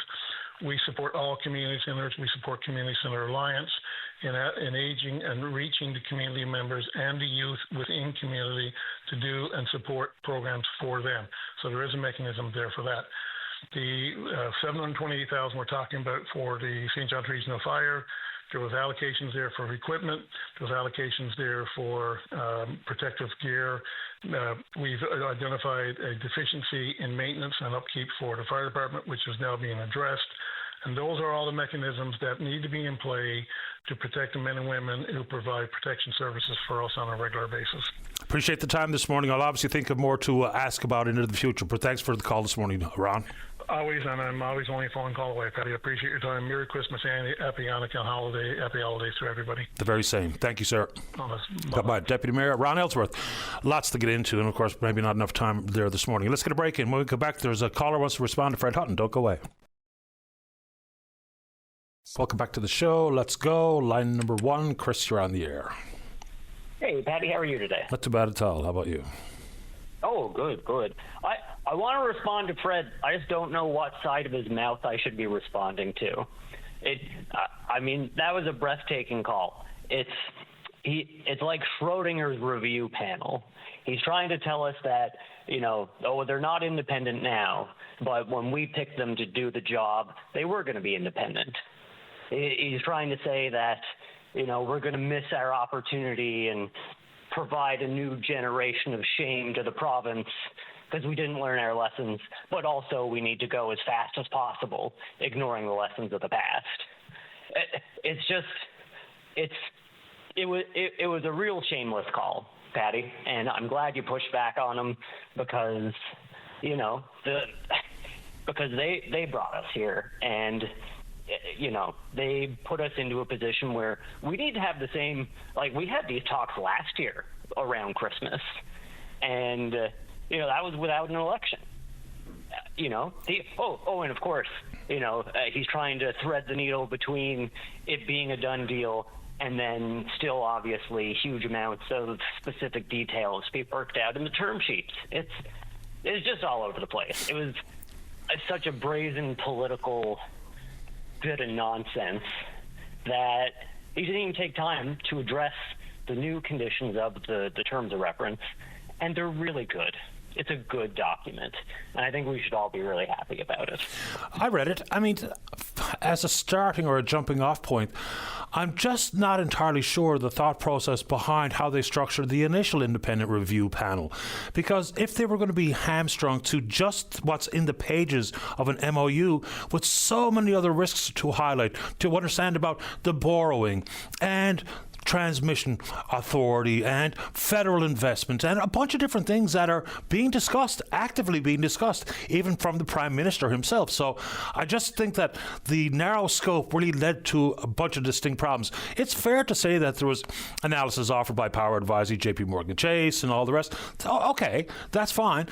But it always felt like there was more that could have been done, and I never understood as to why that was not going to get done in that fashion. Because I think people would have been a little bit easier to watch the panel do its work versus have immediate resignation or very quick resignation and highlights brought forward by Mr. Wilson. So, but in fairness, he's not wrong with what Mike Wilson has said in the past. I mean, he's even said it on this show. So that does, look, his resume speaks for itself. I have nothing bad to say about Mike Wilson, but he's already offered his thoughts on the MOU. So I do think it's a pretty fair question as to what's going to change between his resignation and his new appointment to this panel. Well, I mean, if I'm being the most cynical I could be, I'd have to say that the first review panel was never a review panel. They had a job, which was to get this passed and to minimize the oversight and to just get the ball over the line. And I think obviously Mike Wilson saw that was happening and wasn't going to have any part of it. And, that's such a rare thing in this province. We don't have people that do that very often, at least. And, and getting into the details of the term sheet, because again, this is all like, it's a practical thing that we should be concerned about, the practical implications, not the politics of it all. Yeah, but this is the new term sheet. Oh, sorry, what were you going to say? This is a commercial arrangement. But we have made it a political hot potato. But let me just offer some comparisons and contrasts here. So we know Mr. Wilson's position on it, and fair enough, and he was very generous with his time on this program with information he had sent me, highlighting his concerns. But the same could be said for how they structured the first panel. Dennis Brown said it was a good deal before he was appointed the chair.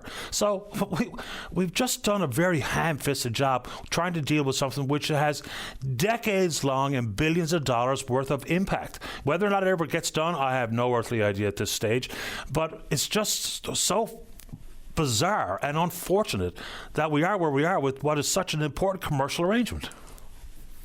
And it seems quite clear from the Quebec side of things that there is hostile negotiators and more hostile negotiators. Yes, it is a good deal for Quebec. They need the power. Yes, there is part of the deal that's good for us because we get a bunch of cash now. Like, in very broad strokes, I think that's, the fairest way to describe the deal. But once you start going beyond the broad strokes, it all, we're probably giving away 75% of the value of the assets up there. But thankfully, the new terms of reference have a whole bunch of very specific and boring questions that are very well needed. Things like water rights and energy versus power and scheduling and alternatives. The questions that everyone wanted asked. And I've asked a whole bunch of questions quite loudly over the last year.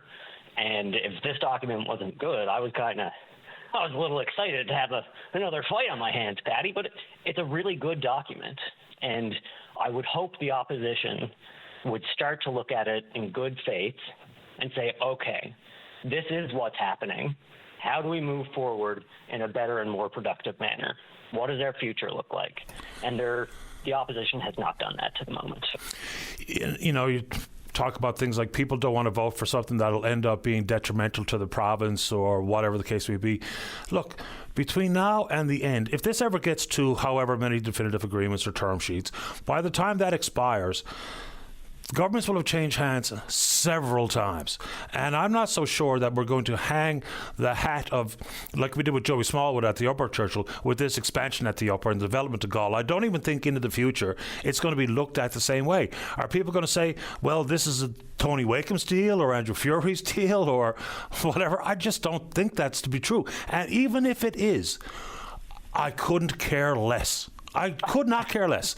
If something can be worked out which is going to be beneficial to the province as best possible, because we have to remember, if it's not mutually beneficial, there will be no agreement, regardless of what side of this fence that you happen to be on. If we can do the best we possibly can, I couldn't care less if it was negotiated and finalised by the Liberals or the Tories. I'm just so far beyond that. I couldn't agree more. And I won't take too much of your time. I would like to take a minute just to talk about, will Quebec walk away? And I understand all the negotiating parties in Quebec are saying that they will, and it's just sooner or later if they will. And I don't actually believe that. They're being very hard, very good negotiators, but they are also out of power, and they have failed to build power over the last 5 years. Like we've put more firm power on our grid in a very expensive way than they have. As a percentage, we're crushing them in firm power added to the grid. Sabia tried to build a couple gigawatts of wind, didn't get it built, headed off to Ottawa, and the plan now is to just build even more wind. Yeah, there's no reason to believe the Parti Québécois won't walk away, though. I mean, it's hard to, backpedal on this is a humiliation of the province. And then all of a sudden, upon further review, because they're not the most rational crowd on the planet to begin with. So I think there's a legitimate concern about the Parti Québécois. But that doesn't mean we have to rush into anything. And I've never suggested that, nor do I believe that to be true. There's no sense in making a bad deal for the sake of making a deal. Chris, I'll give you the final thoughts because I'm late for the break again. Hydro-Quebec is doing push polling on how good nuclear power is right now, which is a political change. And that's the cost that hasn't been put into all this. There's cents per kilowatt hour. But if Quebec wants firm generation, they need to either have natural gas or nuclear power or work out a deal with us. And only one of them comes with a political consequence. Doesn't come. I appreciate the time, Chris. Thanks for doing it. Thank you, Patty. You're welcome. Bye-bye. All right, let's get a break in. Don't go away. Welcome back to the show. Let's go. Line number 2. Good morning, Tom. You're on the air. Good morning, Patty. How are you this morning? Not too bad at all. How about you? I'm good. Patty, before I get to the reason for my call, I just want to make one very quick comment on the MOU thing. I think I'm pretty well informed about most of the things that are on the go here. But my question for the government is that if after they do this review, and this panel decides to recommend, it's a deal, we should sign it, and then they go to a vote, and the ignoramuses like me say no, because quite honestly, I don't know if I could vote, because I don't know enough about it to vote. And I say no, and the majority of us say no. Where are we at then? I think this is crazy. Get the bloody report, let the experts say A or nay, and let's move ahead, because letting people like me, who I think is pretty well informed, even vote. It's absolutely crazy. So, well, I tend to think the referendum is a bad idea simply because emotions will rule the vote. I mean, if you hate the Liberals, you'll vote against it. If you hate Quebec, you might vote against it. So I get why people want to have their say, but let me just throw this out there. There's been enough confusion about a 37-page memorandum of understanding. Just imagine what we're going to have to try to absorb when there's as many as 20 definitive agreements that maybe make up somewhere in the neighborhood of 30,000 pages. So, I mean, some of it will be highly technical, some will be highly legal, and maybe sort of irrelevant to public sentiment and public benefit. But man, oh man, it's already pretty complicated just with 37 pages.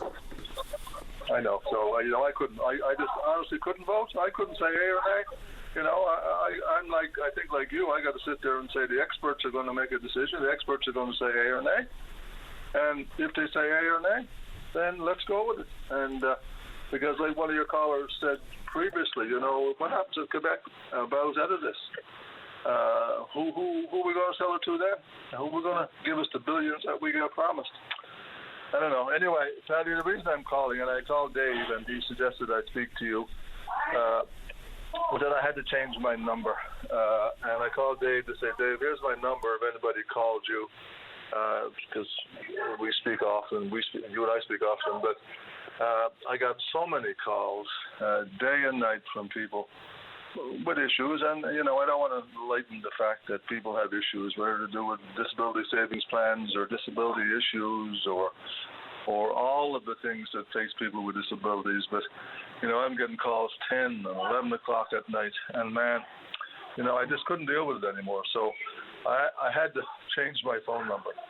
So the reason I'm calling you today is just to tell you that and tell anybody who's been trying to call me that if they want to get me, they're going to have to call the hub, and then I'll get a number and call them, because, we're overdue for a disability advocate, and it seems like everybody is treating me like that person.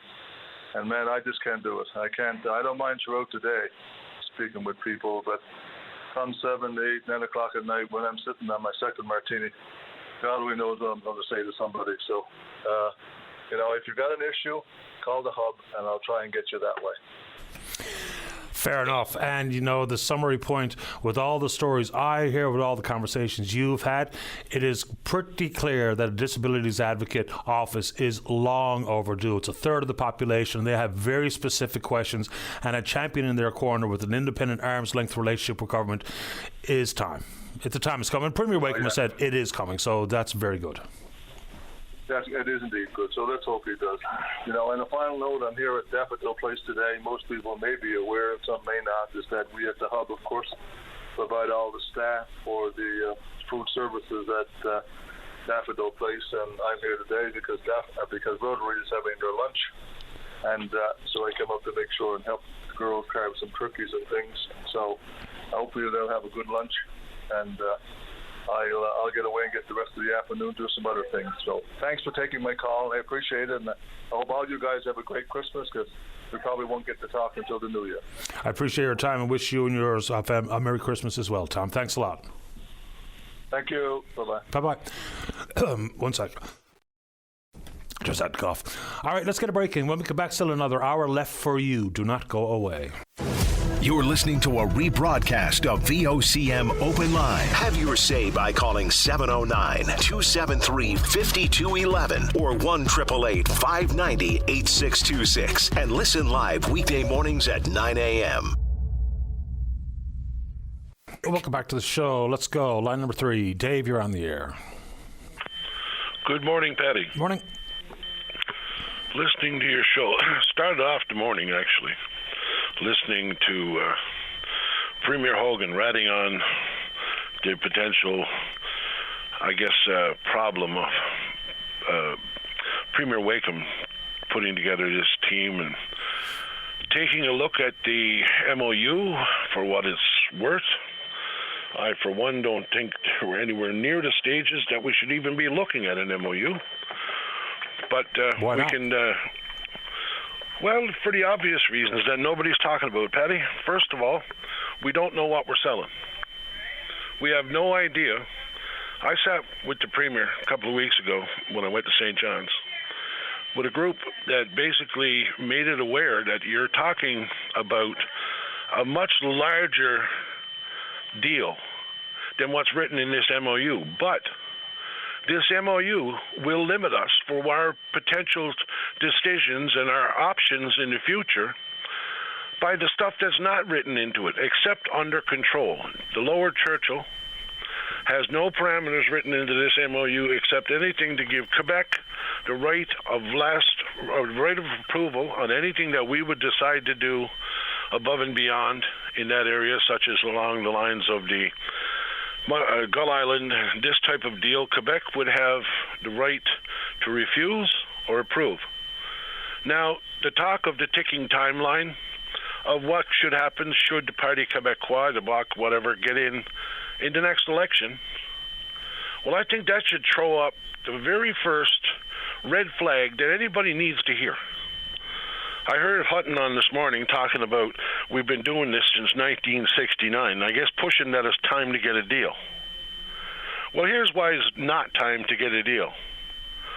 Premier Wakeham's forced into the review of this MOU, and basically under the guise of the Liberals saying, okay, get this MOU in place so that we can move towards a definitive agreement.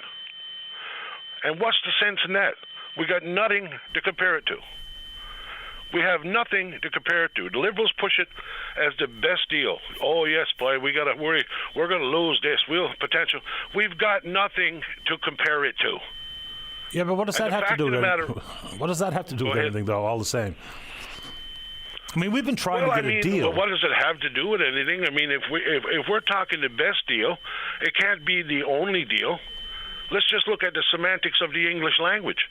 All they're doing is politicking to try and make people believe that this makes sense. We should be looking, before we do any deal on the Lower Churchill, of two things should be done. We should remove the bias from the process, and we should start a Labrador energy company. The same idea as Newfoundland Latent Power, what they do here and what Hydro does here. Don't interrupt that at all. Keep doing what you're doing. Maintain be the stewards of our system and keep it going, keep us all with the lights on. Any development that takes place in Labrador for this new purpose shouldn't involve 50 years, but it should also not involve any of the current players that are making the decisions that lead to somebody jumping up as quick as they are and saying, let's sign an MOU with Quebec. You couldn't be farther away from reality. We should be looking right now at a single qualitative review of the entire potential of the Churchill Basin that identifies all of the potential that's there. The such a things as the Lobsticks, 300 megawatts, Gull Island with 2250, Dominion Lake, Manipi Lake. All of this will be controlled 100% without a current agreement and give Quebec lots of time to develop it. But Quebec doesn't have the time. It's ticking on them now. They had to renege on several power initiatives this past year. They've got an uncharged subsea line from Quebec into New York to provide power for a deal that they haven't even wrote yet. Newfoundlanders don't need any MOU at this point until they've had other deals to look at. Patty, if you were going out and you come to my car lot, and then you come in, Patty Daly's here, and I'm saying, that deal right there, there's the price, is the best deal you'll ever get. Give me your check. Would you be ready to hand over your check? Based upon what I said about that deal and the price I put up, what benefit it relies to you, what it means to you. We could look at an augmented system in the Churchill Basin now that goes above and beyond the 12,000 megawatts that we've identified. Augmented in terms of other energy sources, be it maybe a small SMR located back in the woods that you can run, that you can augment the system. You don't need to worry about low reservoir levels. You don't need to worry about the drawdown conditions in dry summers. These are the type of guarantees that these big companies, such as the Microsofts and others of this world, are willing to pay for to be part of. We don't need Quebec going out and basically saying, well, they got no options there. The reason we got no options in Newfoundland is because our partners, the honorable ones that we're about ready to sign a deal with now, deny us an energy corridor. So it's not partners. They're not looking to be a partner in any deal in Churchill Falls. What they're looking for is to become the dictator under legal document according to the rights and according to the laws of Quebec. It's an unsolicited deal that came from them before the 41 chime out of the deal that they got. Well, I can say what? You want to talk a deal on rejigging the deal that's already there now? Fine. If there's any parts of this MOU that links us to being, once again, beholding, which we have been, I heard it said this morning by Hogan, I think, and also by Hutton, we've been beholding since 1969. Well, people now coming down expecting basically a referendum right after the MOU process. No. If we're going to ever have a referendum on this, it should be when ultimately we've had several deals to look at, and there's several on the table or whatever, they definitively reach an agreement and it's ready to be signed into a deal. That's a long ways off. And it's a long past the deadline that Quebec has set for us to say that this has got to be signed by April 26th and a deal in motion before their next election. If they're that unstable in Quebec in terms of the recognition of their needs for power or their needs to become what I would call a cooperative partner, they're trying to ram a deal down our throat with basically, here, sign this quick, you're never getting another chance, you got no other option. That's what this is. Okay, to that point, is if we're talking about options, because you tried to make the analogy of me going to a car lot, the fact of the matter is I do have options, but do we? I mean, is Hydro-Quebec always going to be the customer? How do you know if we never looked? Well, I mean, okay. So one thing... We're taking a deal, Patty, that came to us from Quebec. Dave, hold on. This thing was written by them. Just hold on a second. If I buy the car, I can take it off the lot, right? Yep. If we build additional power generating capacity on the Churchill River, notably at Gull, at some point there has to be a customer for it. And that's 2,225 megawatts. I don't even know what you could put in Labrador to consume all of that power. So the next logical step would be, how do you get it out of there? So, again, we learned a lot of lessons here at Muskrat Falls. Muskrat, for the most part, is a transmission project as opposed to just a dam on the Churchill River. I mean, inside what we currently understand to be $13.5 billion, every bit of $9 billion of that is getting the power out of there. So as much as people want to, avoid Quebec, it's also the reason we have Muskrat Falls, is because we wanted to work around Quebec. Geographically speaking, they're right there. So unless we have some sort of plan to get the power out of there, I mean, just think about it. I don't think the power has to come out of there. Maybe some of it does. Maybe you find that. Subsea cable, I mean, is certainly working for that. Part of the group that I'm working with just finished laying down an actual line that can handle 1,150 megawatts. Okay, that's higher than the production of Muskrat Falls. A subsea line to where? To the northeastern United States, for instance? And that big market? Yeah. Okay. I mean, even the cost of the Maritime Link at $1.5 billion of a decade ago money, just imagine trying to build, and that's 500 megawatts, just imagine building one for, say, to carry 1,500 in today's dollars and triple and quadruple at least the distance. Man, we do have to be honest about trying to get power off the Churchill River and where it's going. Because if we're spent $8 or $9 billion to wheel, 824 firm, and of course it's less than that by the time it gets to market, but that costs us about $9 billion to come down through the long-range mountains. And that's not even including the $1.5 billion that we didn't spend, that the Nova Scotians spent on it. So I get these are generations projects. Why not look at something like probably Subsea to Nova Scotia and New Brunswick? Those were partners in potential projects in the past. And then it's only a flick and it's into the U.S. But the fact of the matter is, Patty, before we sign any MOU that's been handed to us by Quebec, we might want to remember that since 1969, we made 7 trips to the courthouse to ask for fairness. Nothing was ever shown to us. We spent since 1969 hoping to get to this day where we would see the end of a bad deal and possibly the creation of a good one. Well, I don't think that's going to come on a document served to us from Quebec, which gives all of the control and the power of this project to Quebec. There are nations around this world, companies like Microsoft that are coming in that could fund every bit of what has to happen in Churchill Falls, and I can guarantee you that none of those 12,000 megawatts that have been identified now would even have to leave. We would actually offer what would be a power corridor unlike anything else on this continent that can be augmented further, and we could bring in things like AI, all these data centers, without having to go to wind and whatever else the case may be. Clean hydroelectric power. And this is the way of the future, and they haven't gotten near enough power to serve what's coming. We don't need to ship nothing. Yeah, I think it's highly questionable the use of the amount of power required for AI data centers to begin with. That's just a personal note. And look, an industrial strategy obviously has to be part and parcel with any consideration of expansion at the upper or the development at Gull or anything else under the sun. Of course, that's got to be part of the conversation. Dave, I'm late for the break, but I appreciate your time. I appreciate yours. And before we're ready to sign any deal, Patty, we should understand what it is that we're putting up for sale. We've undervalued it in the past. We're not ever undervalued. Somebody else undervalued it. But we have huge value.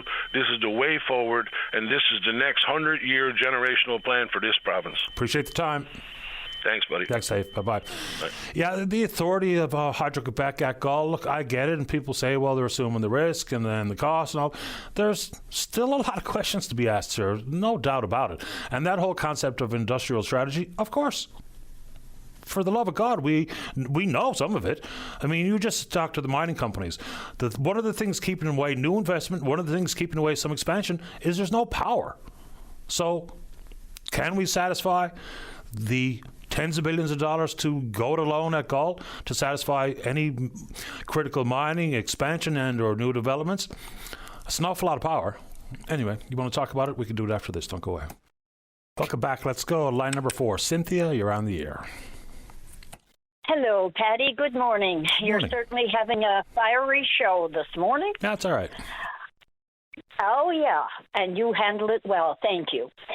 Anyway, I just wanted to talk about listening to Fred Hutton, listening to Dave, listening to a number of people. Politics. Last year in January, they were given several days in the House to ask questions and get answers. The present government was in opposition. At that time, they could not come up with anything to get something straightened out, to understand the MOU, and to move on. So things got set up with some very good people at the helm in looking at the agreement and how we could get things out of it and be the best for our province. I think right now it's time to revert and open the House again in January. Let the people who were elected to govern, and then we, if they can come to an agreement, we continue with the negotiations and get things done with Quebec so that we, the province of Newfoundland and Labrador, and the people of Newfoundland and Labrador be able to see a lot of value to things that can happen here in healthcare, in schools, in education, in roads, and everything else. Let's get things done. Waiting until the end of April, and then Quebec has already told us, if you want to change things in there, we're going to want to change things. That's going to take negotiating time, and that's not going to benefit the province of Newfoundland and Labrador in getting money that's desperately needed here. And I think right now it's time that the Premier open the House, get people on the floor, allow whomever experts they want to come in and discuss it and get things done. Because they're not giving a benefit to our province in what they were elected to do, and that meant govern the province. It's no good to ask me and everyone out here in the province to vote on something that it's going to take a while to even educate us on. That means that we're not looking at the end of April. We're not looking at the October. We're probably looking at 10 years down the road to get that done, where we could have something in place right now. Thank you. I just wanted to have my rant on this as well. I appreciate it, and I appreciate you making time for the show, Cynthia. Thank you very much, Patty. Have a wonderful day, and Merry Christmas to all. Merry Christmas to you as well. Thank you. Bye. Okay, bye-bye. Those of you in the queue, I'm not going to squeeze you up against the news.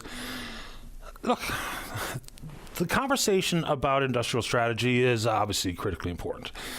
Then it's the thought about, and this has been floated several times. Charlie Oliver was on the show not long ago talking about the consideration for bringing what looks to be billions upon billions of dollars of investments into artificial intelligence data centers. I get it. They could be great customers. Labrador is uniquely positioned to be the home of some of these big data centers. There is still a conversation about, fiber optics and getting the power out, but my fundamental thoughts on it is there's an opportunity there. Of course there is.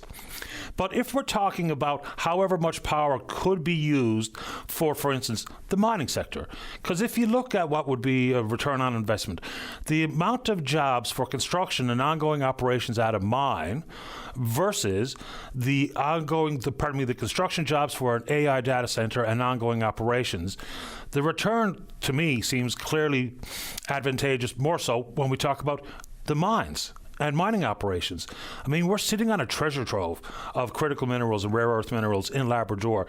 That's where the future value for how we use the power, whether it be from the quadrupling of the Labrador block, the recall block at the upper, which is over the course of decades. I know it's not right away. So I guess those are the measures. Has anyone even entertained that exercise? And again, I've said this in the past, I'm going to stick with it. Even when this independent review, which I'm not opposed to, I think it's an excellent idea, we have to be sure of what we're getting ourselves into here. But it would also be helpful that, a couple of things, if we had some understanding about what Michael Sabia meant when he said replacement cost versus this deal is 12 to 14 cents, what does that mean? That's a pretty important question. Same thing. If we did an evaluation, because you can probably attract the Microsofts of the world or Meta of the world to come to Labrador, whether it be with access to power, and the cold temperatures, all fair enough. Let's just use some round numbers. If we could bring operations like that to Labrador with the consumption of, pick a number, 1,000 megawatts, and do some legitimate, not cocktail napkin math, but some legitimate analysis of what that might look like insofar as jobs and expanded tax base, because there'll be no royalties, what that might look like. then I think that just adds to the conversation. But we haven't done it. And I think that's the responsibility of the government, whether it be through those members that are currently in government or senior bureaucrats or somebody. Because if we're talking about comparisons and what it might look like if we do this, what it might look like if we do that, to Dave's point, we're comparing it against nothing. We're just analyzing one document as opposed to what other opportunities might be there. Are they real? I don't know. Is someone going to do the boring grunt work and give us something to compare to, a la bringing these big data centers to Labrador? It'd be an interesting exercise. I don't have the brain power or the time to do it, nor is it my responsibility. So someone at the government level, if you think there's alternatives, just paint us a picture with associated costs and what the return might look like. That's all. Let's get a break for the news. Don't go away. The Tim Powers Show. Join the conversation weekday afternoons at 4 p.m. on your VOCM. Welcome back to the show. Let's go to line number 5 and say good morning to the Ward 4 councillor here in the city. That's Tom Davis. Tom, you're on the air. Good morning, Patty. Morning. Happy Christmas, happy Hanukkah, happy New Year to everyone. And anything else that people, happy holidays that anybody else celebrates. Fair enough. So yesterday, the City of St. John's dropped their budget. I want to start with just an overall, generic observation, which is that there seems to be a disconnect amongst many residents about the fact that just because your municipality does not increase the mill rate does not mean your taxes go up. And if you look around, if your municipality's budget goes up and how much they're spending, like, say, some of our sister communities, then either there's been more buildings built or more houses built, or your property values have gone up. And therefore, if they don't adjust the mill rate, then they're absorbing the money. And it's coming from the fact that the property values have gone up, which is basically what's been happening all over the Avalon, especially the Northeast Avalon, and that due to market conditions, everybody's homes and buildings as well in the commercial world, for the most part, not everybody's, but most people's are going up and going up pretty significantly. And, like, for example, I've seen social media thank elected officials for not increasing their taxes in municipalities that I know that they've increased their spending by, in some cases, 7%. In the case of Mount Pearl, they've increased their spending by 7%, which by default on average means that the businesses and the residents in Mount Pearl are paying 7% more in property tax on the average. So I think everybody needs to take a step back and also realize that when your municipality increases its spending on the backs of increased property values, that if those property values stop growing, they're now relying on that revenue, regardless of relying on the revenue. And so that is going to directly mean that your taxes will continue to go up. And the next step would be mill rates if property values don't continue increasing. And of course, because your property value has gone up in value, doesn't mean you have any more money unless you sell your property. And if you sell your property, well, then you got to go buy another property, which most likely will cost you more or the same. So it's, it frustrates me a little bit that the residents aren't more upset with the fact that all of us are spending more money and ultimately money that they have to pay. Yep. Yours truly falls into that category. So I did a cursory look around my ward and looked and see how much people's property values went up and by default how much their property taxes would go up. So for people's context, on average in the City of St. John's, property values went up 8%. Now, we do it every 2 years, our assessments, whereas everybody else does it every year. But anyway, so I looked around, and up in Kenmount Terrace, somewhere around on average 6 to 7%. Vinicum, I found one home. Well, I didn't cherry pick. I didn't go looking for one that was bigger. I randomly picked on streets. But Vinicum, the one I picked on, went up 14.5%. University Avenue up 29.1%. Like, there's someone who's got a very significant hit to their situation. As we do know, cost of electricity went up 7% in July. And with this wind and with this cold, people are really going to get a great, after Christmas gift from Newfoundland Power. And, that is real money. The 3.4% people's food on average went up in 2025, and they're projecting 4 to 6% in 2026. On Maple, the one house I clicked on Maple went up 41%. their house went up in value. Now, this is a nice home, but it went up in value by $212,000.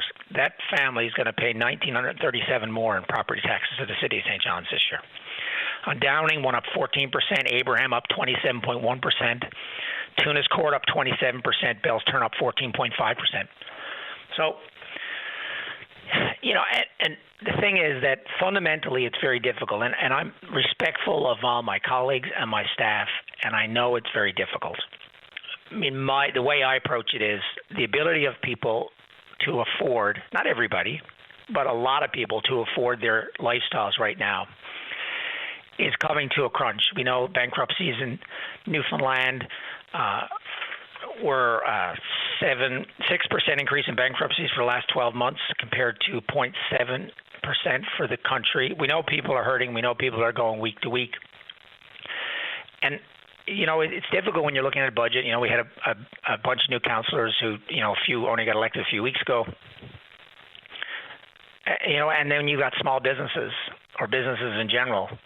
They're feeling the same squeezes of power and food costs, the restaurants, food costs, labor costs. And we put commercial taxes up.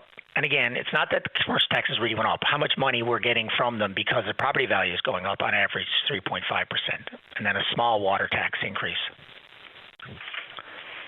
Right, and just for the record, you did indeed, I guess I should confirm this, you did indeed vote against this budget and the only member of council to do so? Correct.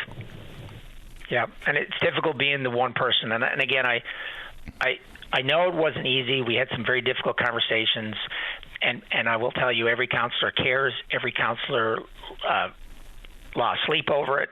It was very difficult, but it's really hard to vote against something where that would then leave you, if enough people did, which would be almost an impossibility, that then we'd be back at work today, every day, trying to figure out how we could have at least reduced our spending to the point. I mean, I didn't expect it not to go up, but I think it's disingenuous to say you haven't raised taxes because you haven't adjusted the mill rate, but you're absorbing every bit of the property value increase. Like if the property values have gone up 6%, well, then I guess our budget would have gone up 6%.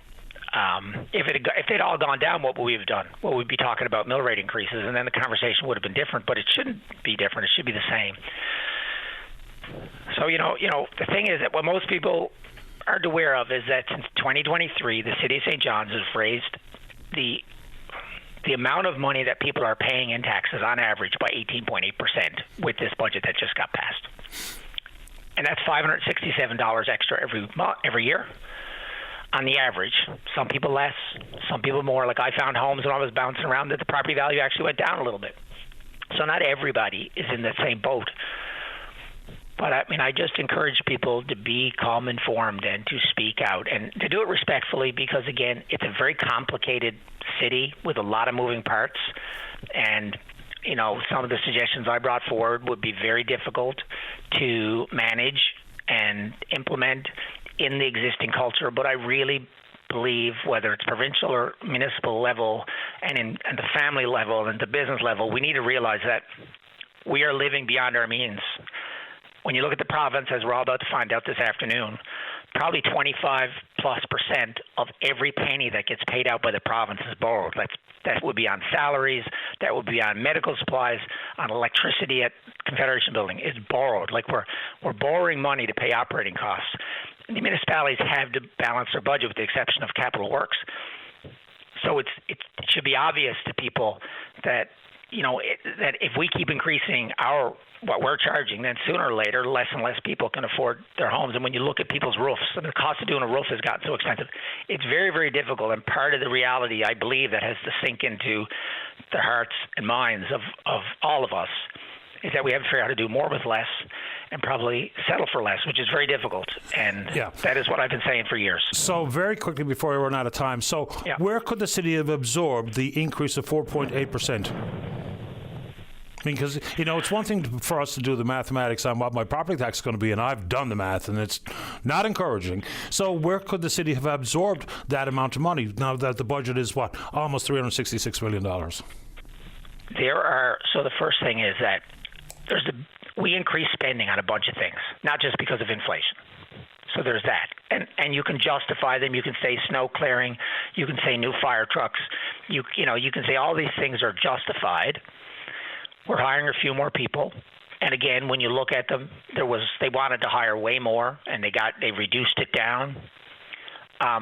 What I say is we have to accept the fact that that maybe we couldn't have hired more people. That's difficult. Maybe we're doing the kitty-bitty slipway. It's $1 million.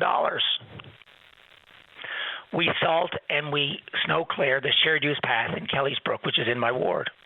We don't do it for any other place except for around Kent's Pond. Money Pond, Barring Park, we don't do it. That's a couple $100,000. There's positions that we're filling maybe we couldn't afford to fill. We've got a new asset replacement program that I'm not saying it's arbitrary, but on some level, when equipment gets to a certain age, we replace it. It is, and it's kind of like set. It's like if it's this type of equipment at 5 years, we replace it. This is a new thing. This is this new asset replacement. I question that's not the way municipalities or businesses do things. What they do is they assess every piece of equipment, look at the kilometers, look at the shape it's in, look at its maintenance costs. We've stopped doing that because we've justified that. What I believe, and I say this respectfully, we have great employees. They care about the budget, and I'll argue way more probably than other government levels of government. They care about the residents, but it's the mindset that we run the city by, just like many households, just like many businesses. It's the culture, it's the mindset. I really don't think it's sustainable on the backs of consumers. And again, there's other things that I can't get into because it'd be more confidential, but I believe there was an opportunity to find some savings, and we did not find. There were savings once we got to the point that we had to make a decision on the budget and have these difficult conversations. We really didn't seem to have a willingness to go back to the drawing board. But again, I don't want to diminish it. It's really hard. But if you accept the fact that our province is living beyond its means, we had to do difficult things. And that's what I hope we get around to for next year's budget, or we'll be having the same conversation. Appreciate the time, Tom. Off to the break we go. Take care, everyone. You too. Bye-bye. All right, final break of the morning. Do not go away. Welcome back to the show. Let's go. Line number 1. Josh, you're on the air. Hey, how's it going, Patty? Not too bad. How about you? I'm all right. Not a ton of time here, so I'll try and talk fast. Bit of pressure. So what's been going on is down on the west coast of Newfoundland in Kippens. My grandmother and grandfather live there. They're good people. They're tax-paying citizens. They go to church every Sunday. They've paid their taxes and lived on the same property for 55 years. And the town has always plowed the property. About 5 or 6 years ago, a neighbor inherited property. I guess an uncle or a grandfather, someone died, and the woman moved back from Ontario.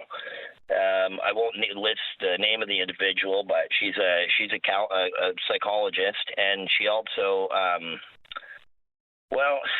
they came out with a waiver saying you got to sign this waiver to make sure no one's lawn gets ruined if you want the lane plowed. Now, there's 3 houses on the lane, and actually 4, because the town actually issued a permit for a guy with a garage to access off that lane. So technically, it should be the town's responsibility if they're issuing permits to get onto this lane. Well, now, if they're saying they're doing it as a courtesy, so if they want to keep doing it, the lady needs to sign a waiver. The lady thinks that she owns all this property in the area and has some beliefs of her own, but she's been blocking this, and I believe it's to landlock my grandparents and try and force them out of their home. My grandfather's 84 years old, and he's got Alzheimer's and Parkinson's, and long story short, we need an ambulance to be able to get down the road. And the woman won't sign the waiver. I mean, the yard is basically a hayfield. It's not a nice lawn by any means. She's just doing this maliciously. And then so she went and got herself a position on town council. Now, it's a small town. It's not like you need to get voted in. She was allocated basically because she showed up. And it seems to me that she's made some friends in there, and they've been kind of blocking this further and really railroading. I've called them very polite. We've had several people call them very polite. I think a couple of them may have got rude eventually because they were kind of getting rude to the individuals. But, I went ahead and I phoned Holly Walsh out in out in Corner Brook, which is the head of the regional office. Didn't get a whole lot of luck with her. And then I phoned, I think it's Chris Tibbs out in St. John's is supposed to be in charge of the whole province. And, let's call this what it is. It's corruption. If there's someone going getting allocated a position at Town Hall just to bully old people, which I did look up, and this is against code of conduct for anybody that's a psychologist, to be bullying old people in or outside of work. So, I might have to take the steps in those regards as well. But I'm really upset that the province, the head of the town halls, he's telling me he can't fire anybody, he can't look into it, there's nothing he can do. Well, what's the point of his position if there's nothing he can do? It seems pretty ridiculous to me. Now, we've also called the mayor and had extensive chats with him and the town manager, Justin. No luck with any of these people, and you'd almost have to hear me call in and hear the reactions because it's so unbelievable, especially treating our senior citizens like this. I don't think it's right at all. And this woman works as a counselor for the Hullapu, and we have First Nations who hold their elders high above everything, and they're supposed to be well-respected people in the community. I mean, I don't see any respect here for the elderly. I don't see any respect for the rules. And now, so they're trying to say in order to get them to basically force their hand, then they want to do a title search on the property. Now, after these accusations of this woman owning this land and everything else, my grandparents went out and got resurveyed, even though it had already been done. They hired a lawyer from Poole Althouse, a young fella. He ended up dying of a heart attack. But basically, all the information came out saying exactly it. They've owned this land for 55 years. These allegations are out to lunch. Now, I didn't want to bring in the fact of the lady making the absurd allegations, but it kind of ties in because of the fact that she went and got a job allocated for at City Hall. And I'm just running out of places to turn on this. My only goal is to get this driveway plowed for my poor grandmother and grandfather. But there's been all kinds of harassment that have ensued out of this. A relative of this individual smashing a car window at a massage place, driving over their lawn, dumping fruit down by the fence, trying to attract wildlife. Because she had ended up getting squirrels up under her deck. I mean, we got moose and stuff in the area. And there's all these apples being dumped by the fence after she realized it was attracting the squirrels at her place. I don't know what to do, Patty, or where to turn. I mean, I guess that's why I'm phoning you guys. And I know we're coming to a close here, so I had to skip some details and rush this through as quick as I could. But I wanted to get the message out there that what's been going on with these town councillors. It's an excellent question. The best I can do at this stage is to see if I can put some query in front of them and possibly get an answer. But things this fundamental needn't be this difficult. No, and it shouldn't. And I'll tell you this, if there's $3,000 that needs to be paid for a land title search because they don't know who owns the land, then the town should be paying it. These people have paid their taxes for 55 years. I mean, I heard the other guy sounded pretty understanding at that other town hall that was on here a minute ago, and he was saying, like, feeling bad that people were paying extra property tax and stuff like this. I mean, that's not the case at all. Their property tax did get increased, and they are paying it. And now they've had services removed. Why can't there be snow removal? And what the really frustrating part for me is, Patty, is when I called this manager, Justin, and the other fellow, I think his name is Paul, the mayor. I mean, don't quote me on it because we're rushed. I'm not as able to be as prepped as I wanted to be, but why can't they pick up this $3,000 bill? It's a question I can put to them on your behalf, and because we just cleared 12 o'clock, we've unfortunately run out of time, Josh. Appreciate your time. Okay.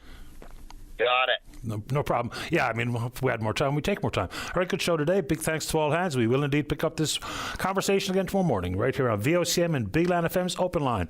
On behalf of the producer, David Williams, I'm your host, Paddy Daly. Have yourself a safe, fun, happy day. Talk in the morning. Bye-bye.